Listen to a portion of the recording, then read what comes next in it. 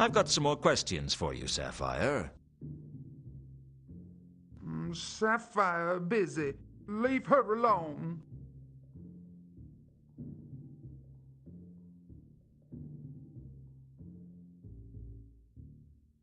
I know about your problems. Problems? The debts. The huge losses. You're struggling just to keep your head above water. I bet you've had to make all kinds of nasty compromises just to keep yourself going. What you talking about? Who been saying such things about me? Does it matter? It mattered to Sapphire. All right. I heard it from Whirl, and he should know. Huh, Whirl. He don't know everything goes on at Saturnalia.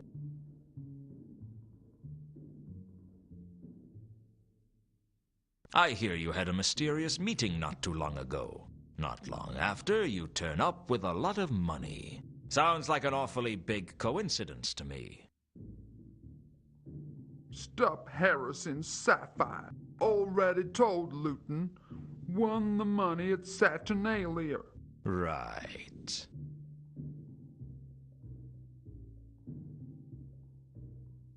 So, you won a lot of money at the casino. Yes, already told ya. Big win. You won big at the casino, but no one at the casino seems to remember you winning. They lie. Sapphire won big. And this mysterious meeting as well. You say that had nothing to do with the money. Forget about meeting. Meeting not important. Not important, eh? I think it is. I say you met with someone and they gave you the money. Someone who had something to hide. Someone who'd pay good money to keep it quiet. Who was it, Sapphire? No one. It wasn't no one who paid you, Sapphire.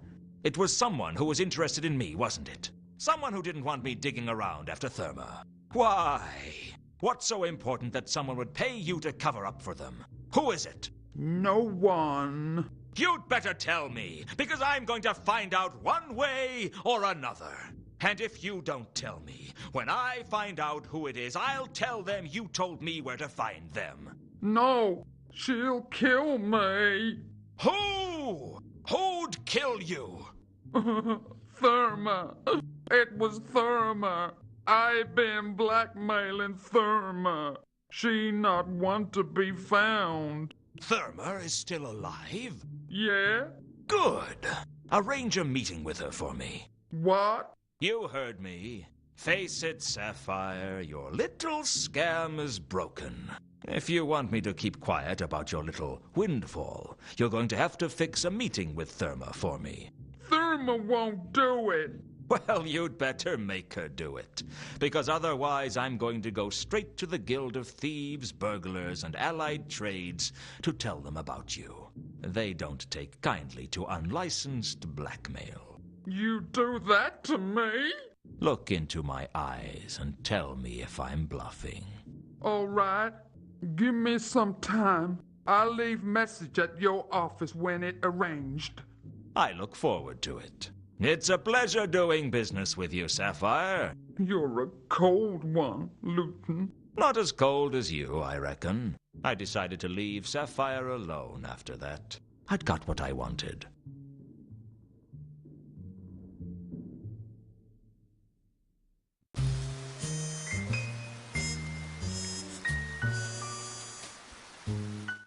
I see Sir has returned. Sir has. Who would Sir like to see? Is the Count receiving guests? No, but he will see you. Ah, Luton.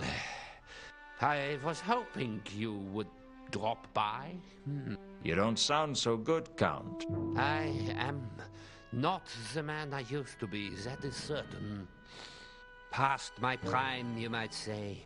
Yes, past my prime. I could come back later if you want. No, there is no guarantee that I will be getting any better. If anything, I might be worse. Your health? We are both men of the world, Mr. Luton. I will not mince words with you. I am dying. I might last another year or so, or I might not last the week. And to think I thought more pork would be good for my health. Not too many people would believe you, certainly. Let us dispense with the pleasantries and get straight to business. Yes? Yes. Straight to business.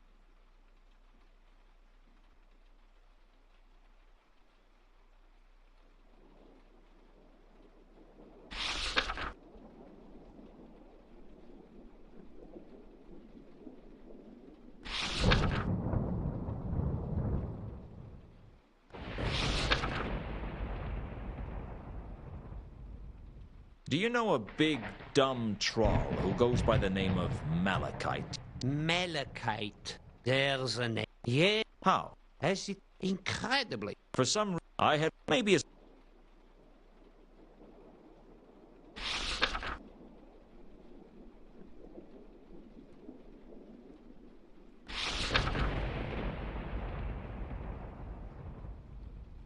I asked the Count if he knew where Carlotta was when Mundy was murdered, but he wasn't sure.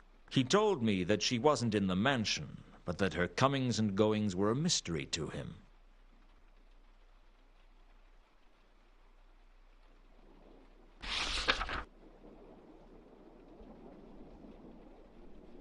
Can you think of any reason that Mundy might have been hung upside down before he was killed? Mr. Luton, I couldn't be less interested in the petty crimes of this wretched city.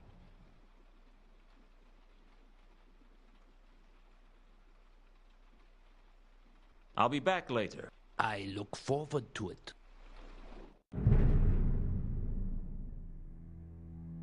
I see Sir has returned. Sir has? Who would Sir like to see?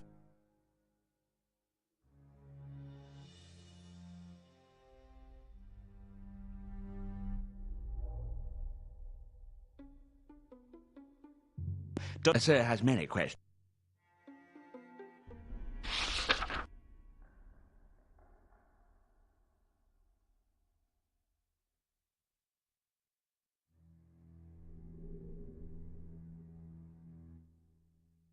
What? I regret to inform, sir, that the Count's health has been in gradual decline and that he will probably not live to see the new year. That's 5 months away. Sir's grasp of mathematics dazzles me, sir. What's the problem? Merely that, unlike Sir, I have not been blessed with a truly dizzying intellect. With the Count, I mean. The Count's health has been failing for some years now, but I believe he has never been so bad as since the loss of his one companion. His companion? Who's that? I fear that my idle tongue has already revealed too much of the Count's private affairs, and I would ask that Sir respect the Count's privacy, lest I be forced to provide Sir with a thick ear.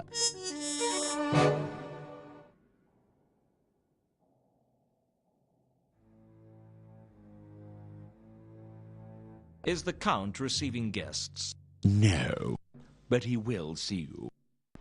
I've got a few more questions for you, Count. Yes, good questions. Go on.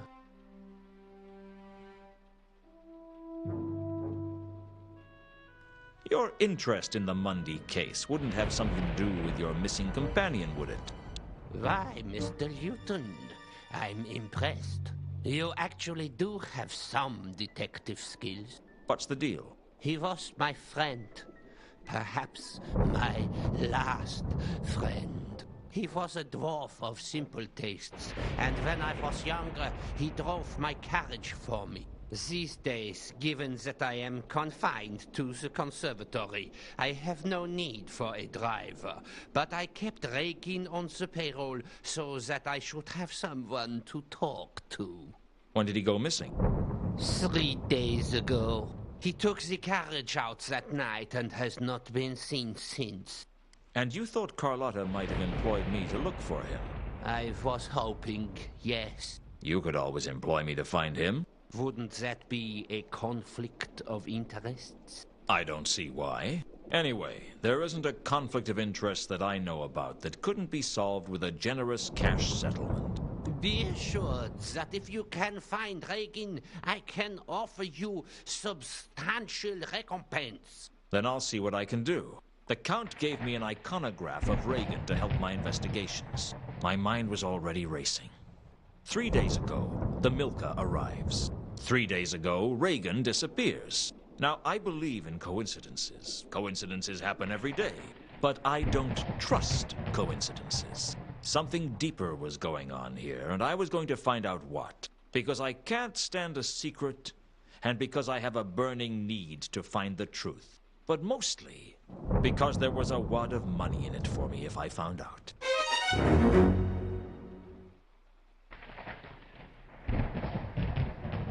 I'll be back later. I look forward to it.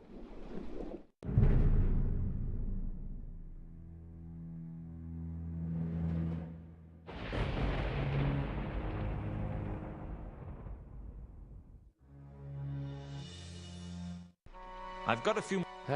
Go. I'll be back later. I look forward to it.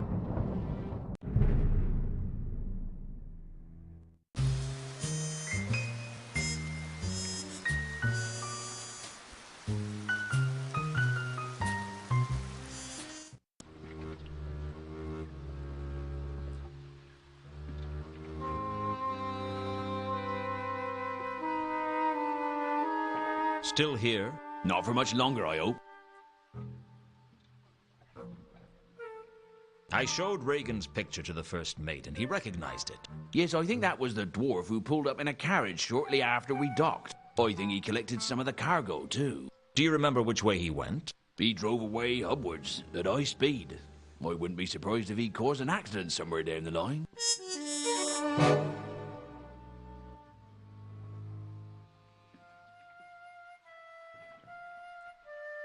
Well, safe voyage, if that's possible.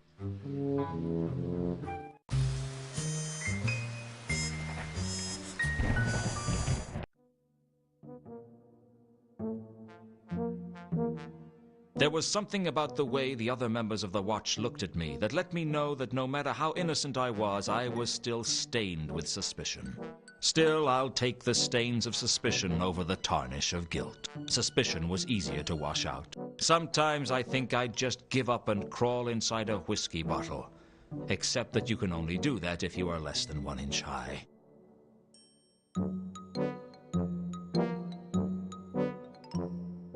Doesn't look like I'm too welcome around here. Of course, I haven't been welcome here since I got kicked off the force, but at least then they just thought I was corrupt. Now they think I'm a murderer. Nah, Luton, you've got it all wrong. They don't think you're a murderer. They think... that my personal hygiene is appalling? No. That I have the Clatchian plague? No. Face it, they think I'm a murderer. You know, give me a minute, I'll think of something. Nobby, you've never thought of something printable in your entire life. Why should you start now?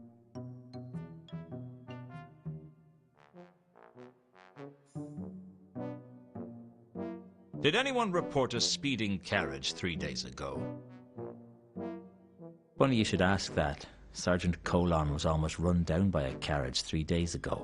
He's been going on about it ever since. Says we ought to have speed limits for carriages. How would you tell what speed a carriage was going? Well, a watchman's instincts are never wrong. You could always go for a more preventative approach. Like what? Well, you could ban carriages altogether. Yeah, that'd work. Hey, you could go one step further. You could ban people from Ankh-Morpork, and then there'd be no crime at all. Well, there'd still be the trolls and the dwarfs, and the gargoyles, and the gnomes, and the undead and the golems. Of course, the golems don't make much crime, and the gargoyles' only crime is avicide. And it's not like we're short of pigeons.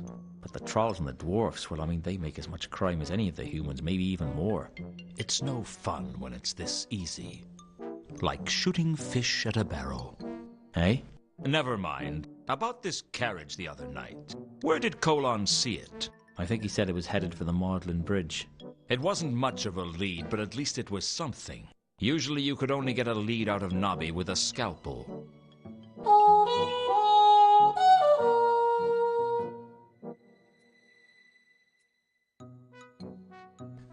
Well, I'm sure I'll be back. Yeah, right, Luton.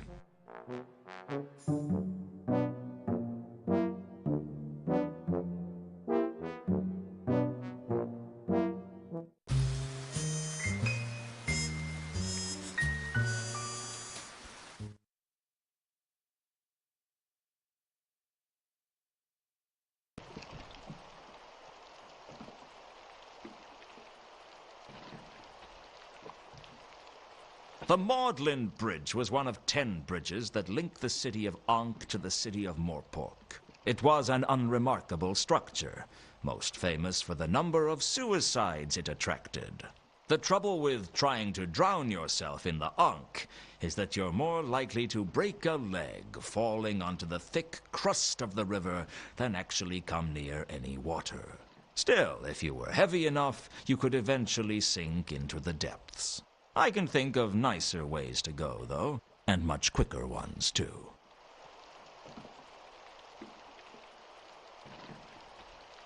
I wasn't about to scrape the marks off the bridge.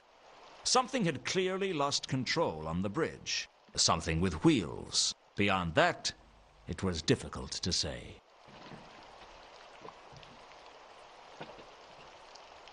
Some fabric had caught on the railings of the bridge.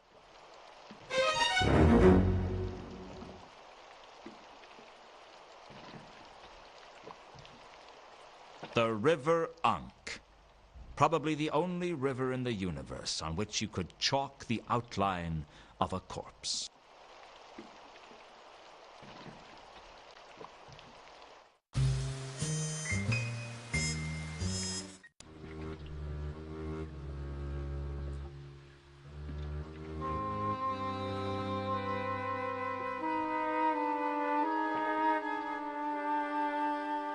When the Milka left, someone must have left one of the mooring lines behind. That was careless. Some people will steal anything. If I pride myself on anything, it's that I don't steal without a good reason. Well, I don't steal rope without a good reason. Along the length of the wharf were hundreds of posts for mooring ships to. It seemed like a lot of bollards to me. If I pride myself... Well, I don't steal rope.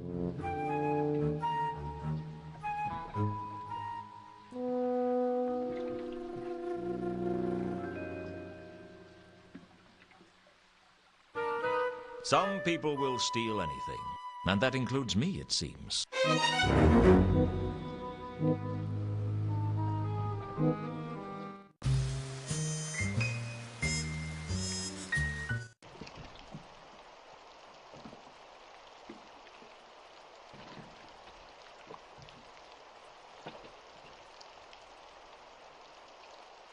The River Ankh.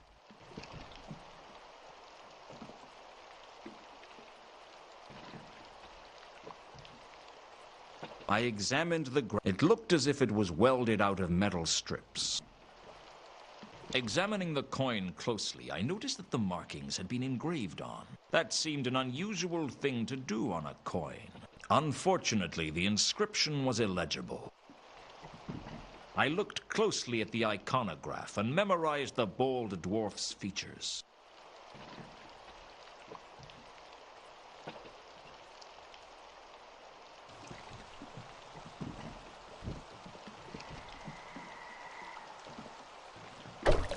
There was something down there. I was sure of it. But I wasn't strong enough to pull it up.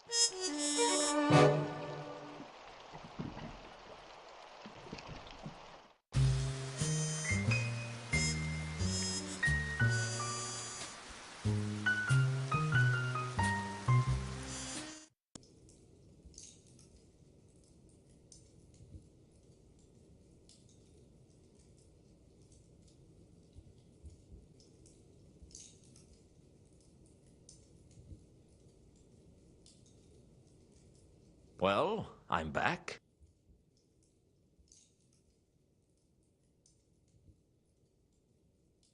Listen carefully, Malachite. I've been patient with you, and you owe me a favor.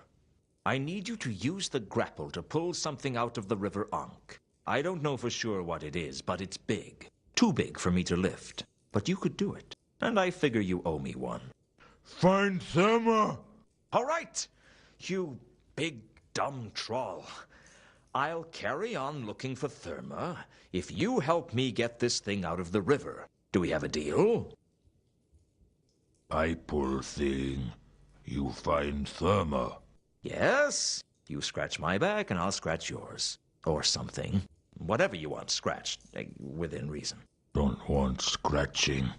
Find Therma. Okay. You pull thing, I find Therma. Got it? Need grapple.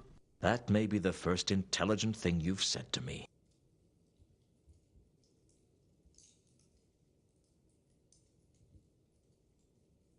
Ready now? You lead. With pleasure.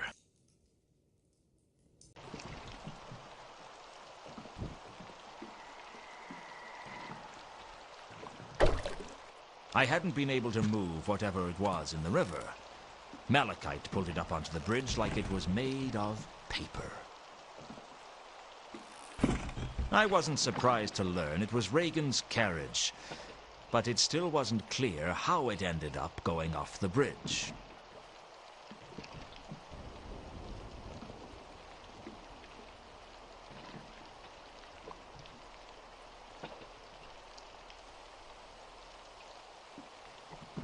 Amidst the wreckage, I found a small ornamental box. But before I could examine it in detail, Malachite took an interest. I didn't want to give it to him, but he looked like he'd rupture a fault line if I didn't.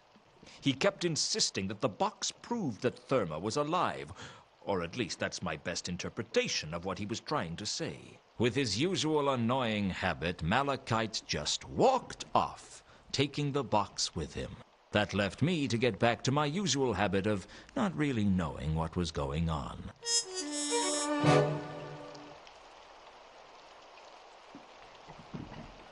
I searched it, but I'd already found everything of interest. The remains of a crate was all that was left.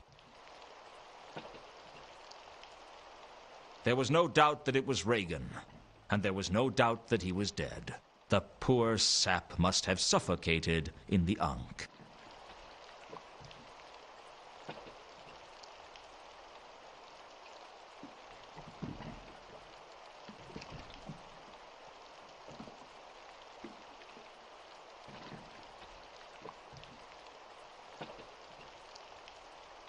One thing had been bugging me since I'd found Reagan's body. In the iconograph that the Count had given me, Reagan was bald. Here, in the flesh, Reagan had a full head of hair. I had to pull hard on his toupee to get it off. Reagan must have glued it on to stop it from flying off as he drove the carriage. Underneath the toupee was a small key. I guess it must have been important, or he wouldn't have glued it to his head.